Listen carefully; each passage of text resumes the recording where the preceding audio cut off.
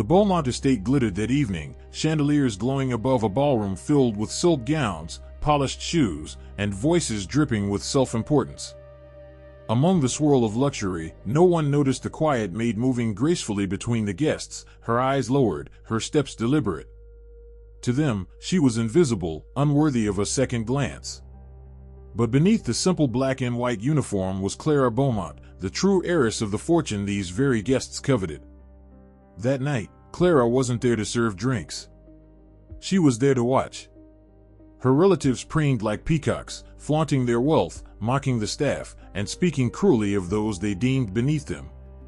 Clara, silent in her disguise, witnessed it all, the sneers, the arrogance, the disdain. Each word they spat was like poison in the air. They thought her powerless. They thought her unimportant. But Clara knew something they didn't. The inheritance wasn't final, and the one who would decide its fate was watching from the shadows. They humiliated the maid. They dismissed the servant. But when the truth came to light, the very woman they scorned would hold their future in her hands. And justice, when it came, would be swift and unforgettable. The night unfolded in the Beaumont estate with the grandeur of an opera. Servants darted back and forth carrying trays of champagne flutes and hors d'oeuvres, while the wealthy elite laughed in corners gilded with gold. Clara, disguised in her maid's uniform, kept to the edges of the room, unnoticed, a shadow in her own home. That anonymity gave her the power to see what others ignored. Her Aunt Margaret, a woman with jewels heavy enough to weigh down her neck, sneered at the staff for moving too slowly. If only they had an ounce of refinement, she scoffed, loud enough for everyone to hear. Guests chuckled, eager to align themselves with her cruelty. Clara dipped her head, hiding the tightening of her jaw. Her cousin Richard, tall and arrogant, noticed her while she passed. He smirked. "You there, maid. You walk too stiffly. Has no one taught you how to glide?" His mockery drew laughter from his circle of friends, each one feeding off his arrogance. Clara murmured an apology and hurried on, her heart steady though her cheeks burned. Every insult piled higher, like bricks in a wall meant to box her in. They spoke of servants as if they were animals, incapable of thought or dignity. Uncle Charles boasted of firing 3 butlers in a single week, calling it a sport. "One must remind them of their place," he said, lifting his glass as though cruelty deserved a toast. The crowd laughed again. Clara listened silently, her hand steady as she poured champagne, but her mind catalogued every word. These were not slips of the tongue. They were revelations of character. Behind the polished shoes and silk gowns lay arrogance, greed, and disdain for anyone without a family crest. She moved to the dining hall, where the family gathered at the long oak table. As the maid, she stood near the wall, ready to refill glasses. Her relatives spoke freely, not realizing the maid they mocked was listening with a sharper memory than any of them possessed. "Father was a fool for leaving so much to be debated," Aunt Margaret muttered, swirling her wine. "Surely he knew the inheritance belongs in capable hands." "My hands." Richard chuckled. "As long as it isn't squandered on some bleeding heart cause. Can you imagine if it went to someone soft, someone too sentimental to make hard choices?" Clara's chest tightened. They weren't just cruel to the staff, they were already tearing each other apart for wealth, showing no loyalty, no compassion. Their laughter masked the desperation of wolves circling prey. Her disguise allowed her to absorb the truth unfiltered. Their greed was absolute, their disdain unrepentant. And every sneer, every mockery, every greedy confession was stitching together the tapestry of their downfall. The humiliation for Clara grew sharper as Richard called her over again. "Maid," he said, his tone dripping with mock chivalry. "Tell me, do you dream of owning gowns like these? Of sitting at this table as an equal?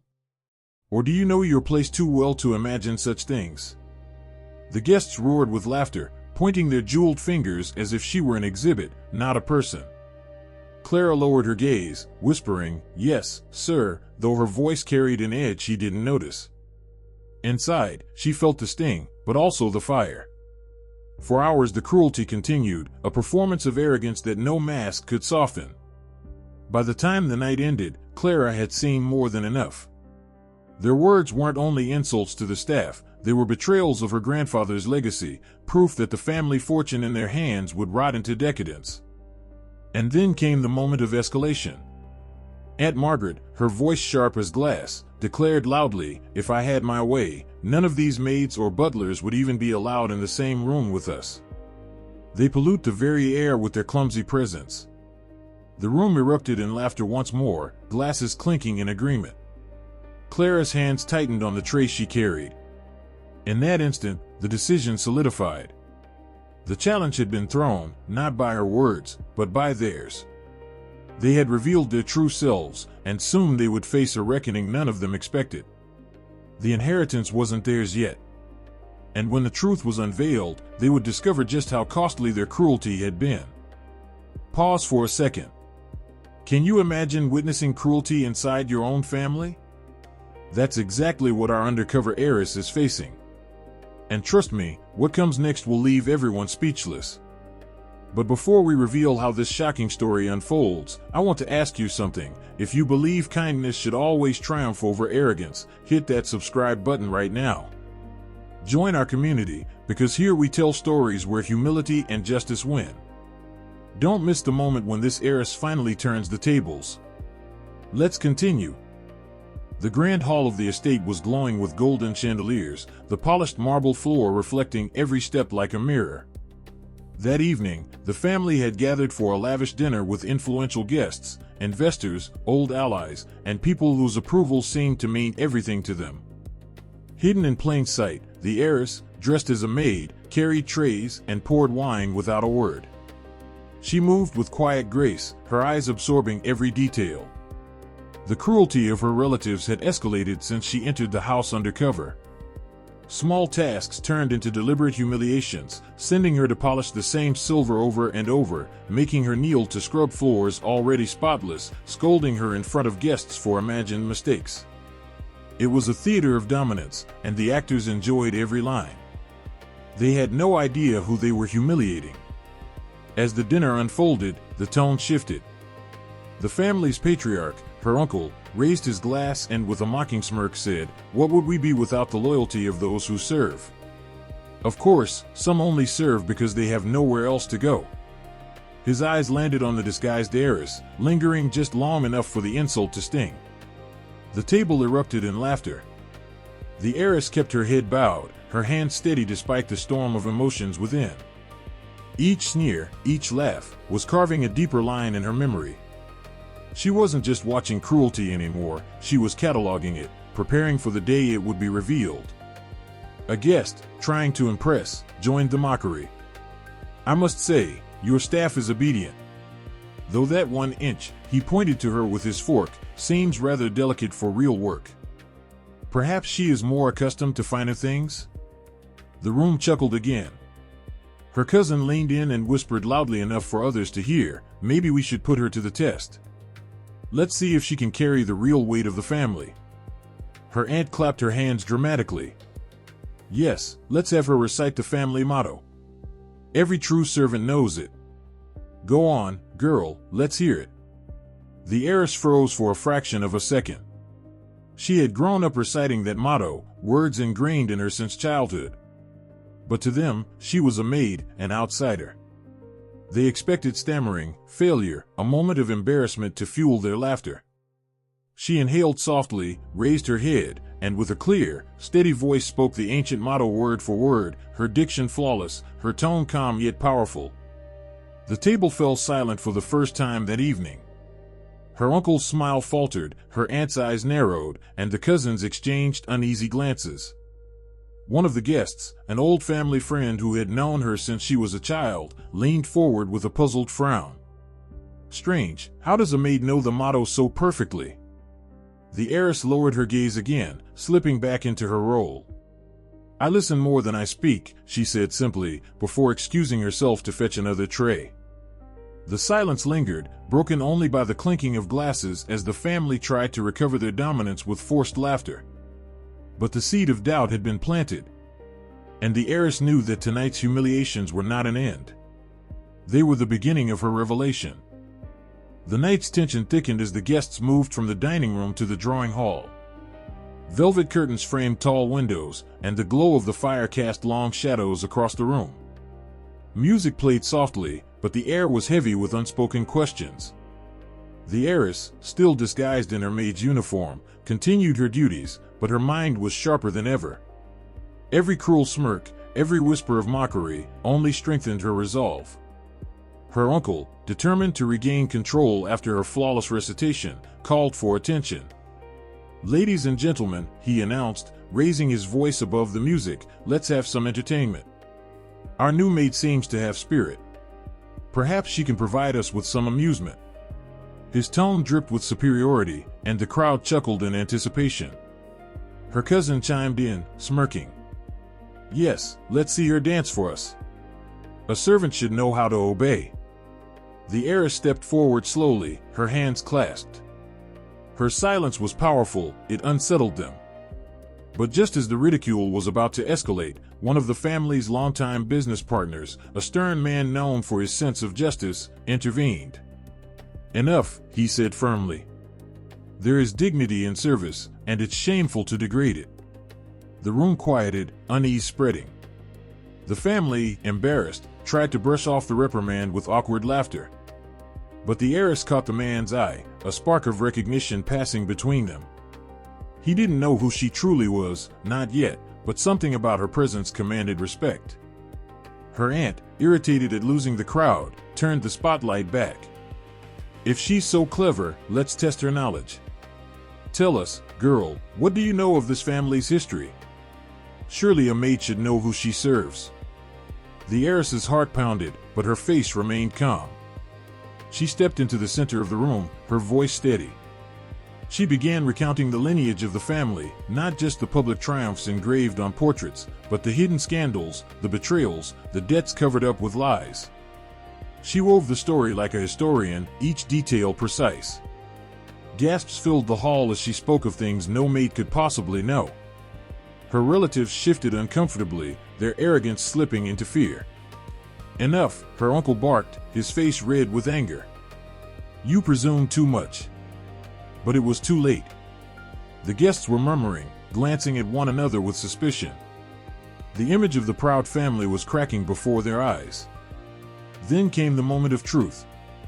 One of the youngest guests, curious and bold, asked, "Who are you, really?" The heiress straightened, her eyes locking on her uncle's. Slowly, deliberately, she removed the plain maid's cap from her head, letting her hair fall free. The room drew in a collective breath. Her posture shifted, no longer meek but regal, unmistakably belonging to the bloodline she had just exposed. "I am not your maid," she declared, her voice ringing through the hall. "I am the rightful heiress of this family, and tonight, I have seen the cruelty and arrogance that rot its core." The hall erupted.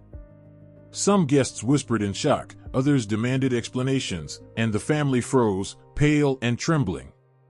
The aunt's wine glass slipped from her hand and shattered on the floor.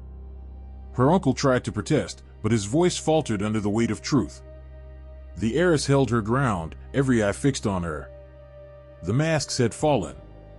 The family's cruelty had been laid bare, and the world would never see them the same way again. This was not the end of her test, it was the beginning of their reckoning.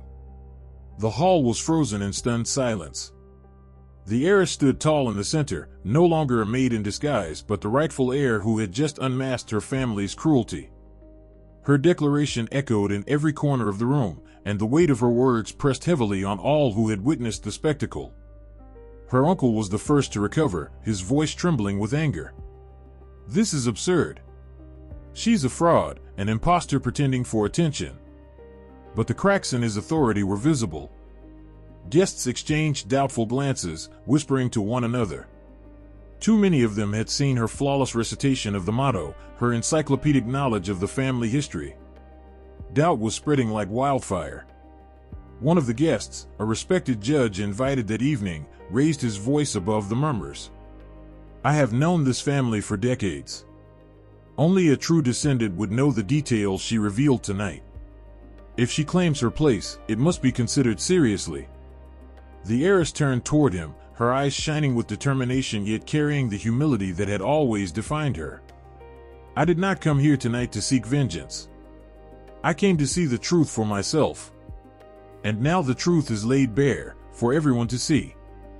Her aunt tried to laugh, but it came out hollow, forced. So what if she is who she says? She abandoned this family long ago. She has no claim here.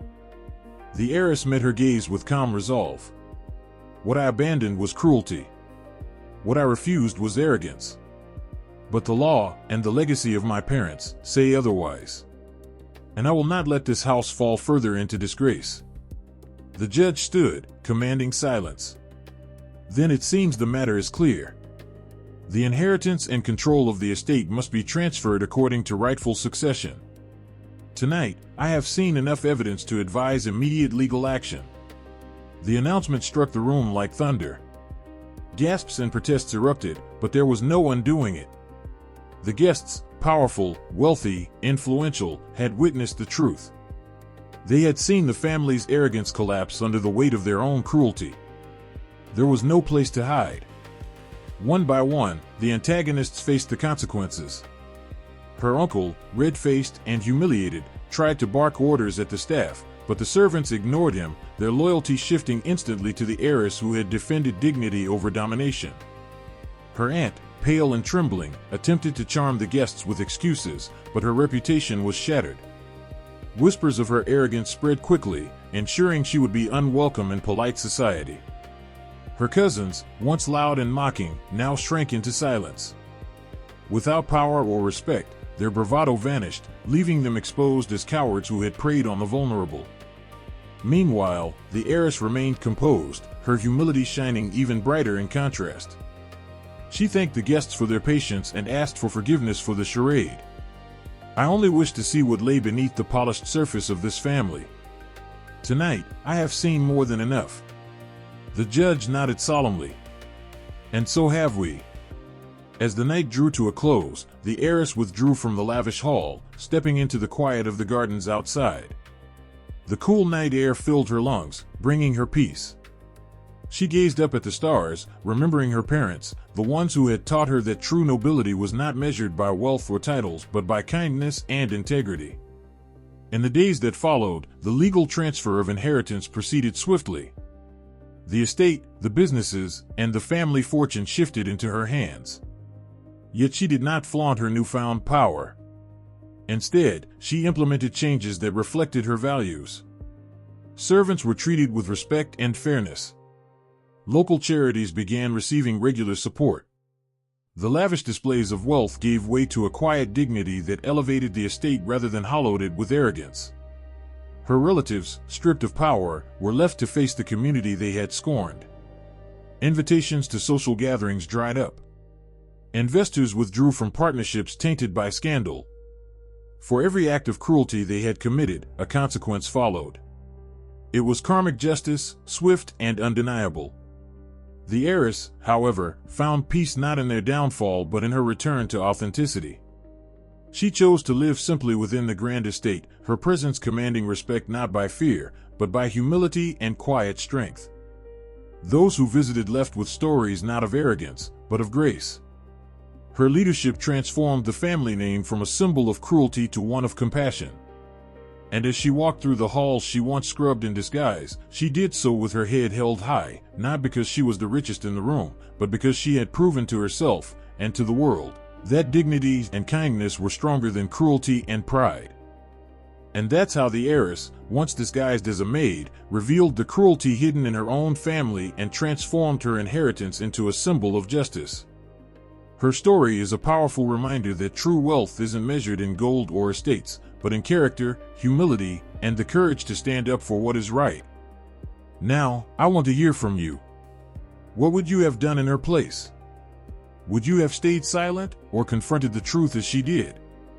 Share your thoughts in the comments below. I read every one, and your perspective matters. If this story moved you, join our community by subscribing. Together, we celebrate tales where kindness defeats arrogance, and justice shines through. Don't miss the next one, because sometimes, the smallest act of courage can change everything.